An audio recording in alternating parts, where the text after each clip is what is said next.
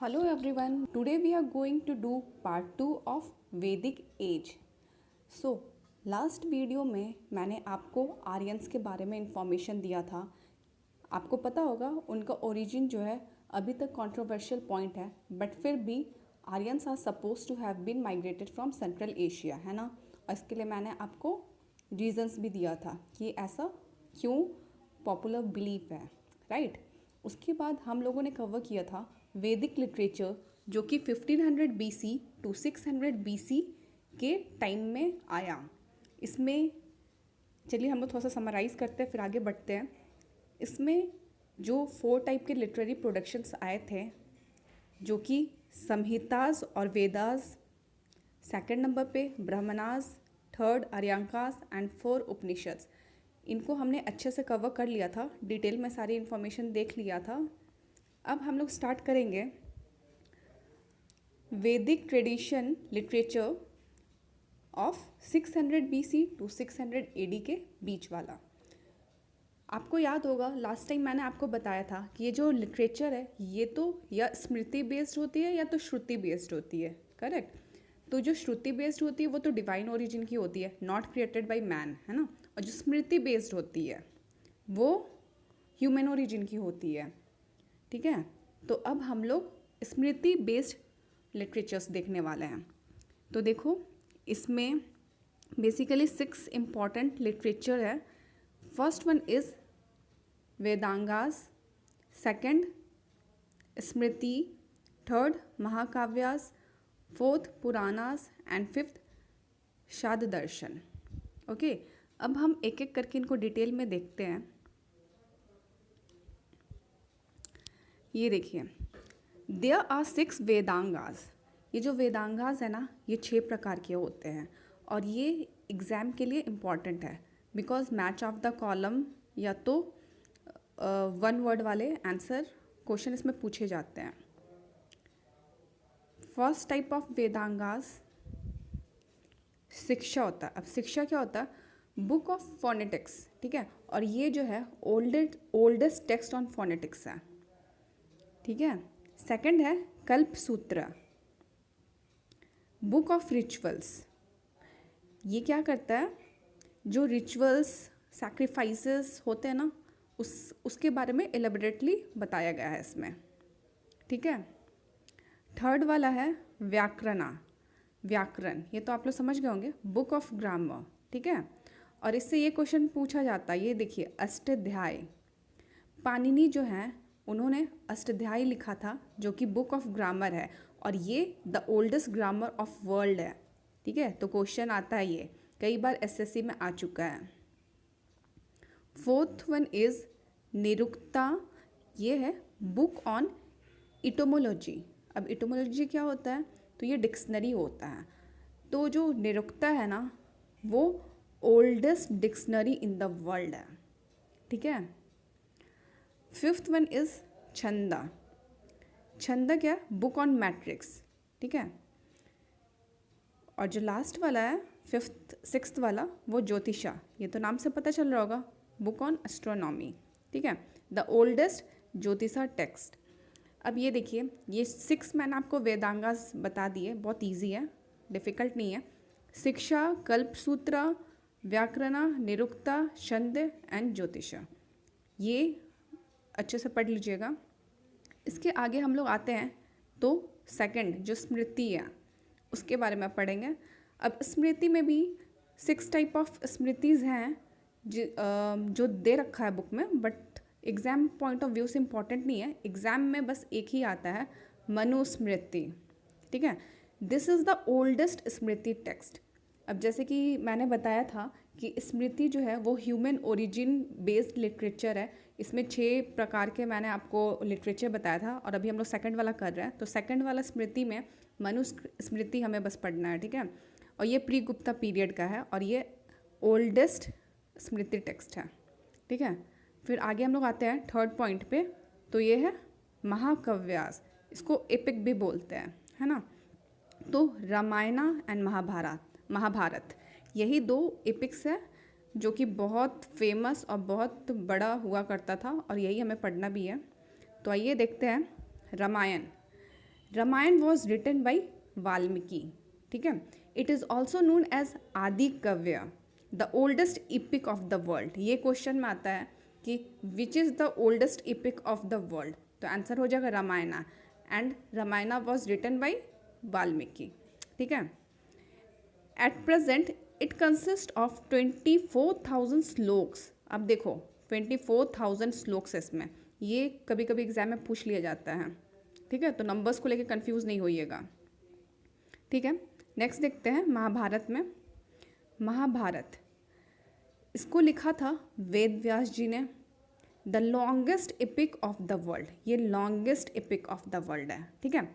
रामायणा की बात करें तो वो oldest epic of the world है, और महाभारत की बात करें तो वो longest epic of the world है, ठीक है, इसको याद रखिएगा।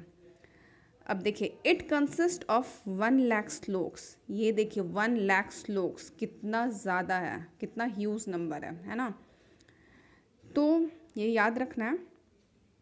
अब इसमें भी जैसे कि मैंने बताया था ना, ऋग्वेदा अपन ने पढ़ा था, तो उसमें कितने हिम्स थे आप लोग को याद होगा, 1028 हिम्स थे, है ना, और वो 10 मंडल्स में डिवाइडेड थे। तो यहाँ पे भी 1,00,000 श्लोक है, और ये जो डिवाइडेड है ये कितने वर्सेस में डिवाइडेड है, ये भी जैसे कि देखिए यहाँ पे दे रखा है 18 परवानाज में डिवाइडेड है। लाइक एक बुक होता है वो चैप्टर्स में डिवाइडेड होता है ना, उसी तरह ये जो महाभारत एपिक है ये 18 परवानाज में डिवाइडेड है, ठीक है। और जो भगवत गीता है, भगवत गीता के बारे में आप सब जानते होंगे, तो जो भगवत गीता है वो भी महाभारत के एपिक से ही एक्सट्रैक्ट हुआ था, वो भी भीष्म पर्वन से, ठीक है। ये क्वेश्चन आता है कि कौन से पर्वन से ये भगवत गीता एक्सट्रैक्ट हुआ था, तो ये आप लोग ध्यान रखिएगा। और इसमें एक चीज़ और ध्यान रखना है कि Shanti Parvan is the largest chapter है महाभारत का, ठीक है। ये जो एपिक है इसका जो सबसे लार्जेस्ट चैप्टर है वो है शांति पर्वन, ठीक है। अब हम लोग आगे आते हैं, ठीक है। अब ये फोर्थ वाला है, तीन लिटरेचर तो हम लोगों ने कर लिया, ये फोर्थ है पुराणास। पुराणास मतलब क्या होता है, द ओल्ड, ठीक है। देयर आर 18 फेमस पुराणास, जिसमें से जो ओल्डेस्ट पुराना है वो है मत्स्य पुराण। मत्स्य Purana is the oldest Puranic text, ठीक है। अब इसके अलावा यहाँ पे 4 इम्पॉर्टेंट पुराणास दे रखा है, इसका भी नाम देख लेते हैं हम लोग। भगवता पुराण, विष्णु पुराण, वायु पुराण एंड ब्रह्मनंदा पुराण, ठीक है। अब पुराण्स में तो आपको एक चीज़ याद रखना है, क्वेश्चन बहुत बार आ चुका है, oldest Purana, which is the oldest Purana, तो याद रखिएगा Matsya Purana is the oldest Purana, ठीक है। अब हम लोग आगे बढ़ते हैं उपवेदास में, ये हमारा 5th नंबर का हुआ उपवेदास। अब देखो उपवेदा क्या होता है, ये होता है ऑक्सिलरी वेदास। अब जैसे हम लोगों ने 4 वेदा पढ़ा था, उसके ऑक्सिलरी वेदास जो हैं वो उपवेदास कहलाते हैं, ठीक है। अब जैसे देखिए मैं बताती हूँ, ऋग्वेदा है तो उसका उपवेदा क्या हुआ, आयुर्वेदा। आयुर्वेदा क्या होता है, रिलेटेड टू मेडिसिन। समवेदा का जो उपवेदा है उसका नाम है गंधर्व वेदा। ये क्या होता है, म्यूज़िक, रिलेटेड टू म्यूज़िक। तो ये जो वेदा है इसमें म्यूज़िक से रिलेटेड बातें की गई हैं, ठीक है। फिर 3rd वाला जो हमारा यजुर्वेदा होता है तो उसका उपवेदा है धनुर्वेदा। अब इसमें आर्चरी के बारे में इंफॉर्मेशन दे रखी है, ठीक है।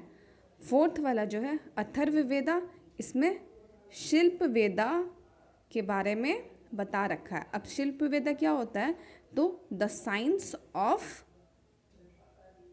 क्राफ्ट, ठीक है। जो शिल्पकार होता है ना, विश्वकर्मा, मूर्तिकार, मूर्ति बनाना या कोई भी क्राफ्टी काम करना, वो होता है, ठीक है। तो सिंपल है, उपवेदास क्या होते हैं, ऑक्सिलरी वेदास होते हैं, जो हमारे मेन वेदा है ना उसके ऑक्सिलरी वेदा, ठीक है। अब लास्ट आ जाता है ये 6th वाला।